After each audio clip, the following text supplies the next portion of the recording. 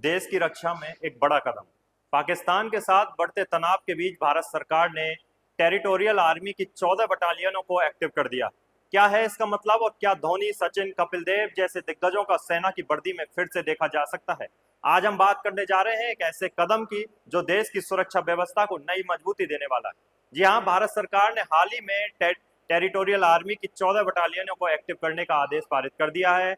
ये बटालियन देश के 8 प्रमुख सैन्य कमानों में तैनात की जाएंगी। दक्षिणी कमान, उत्तरी कमान, पूर्वी पश्चिमी, सेंट्रल, दक्षिणी पश्चिमी, अंडमान निकोबार और आर्मी ट्रेनिंग कमान। सरकार ने सेना प्रमुख जनरल उपेंद्र द्विवेदी को 1948 के टेरिटोरियल आर्मी रूल्स के तहत विशेष अधिकार दे दिए हैं, जिससे वे जरूरत पड़ने पर किसी भी टेरिटोरियल अफसर या जवान को बुला सकते हैं, और वो भी सीधे मुख्य सेना की मदद के लिए।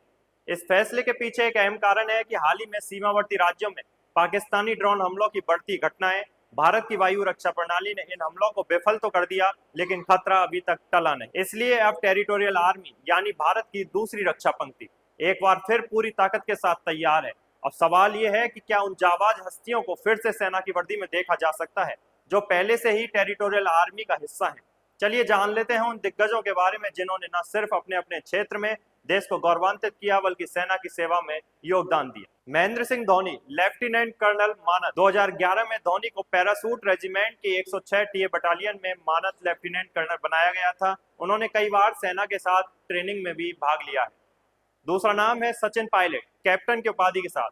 राजनीति में सक्रिय होने के बावजूद सचिन पायलट 2012 से टेरिटोरियल आर्मी के कमीशन अधिकारी हैं। उनका यह कदम युवाओं को प्रेरणा देता है। सचिन तेंदुलकर, ग्रुप कैप्टन मानद।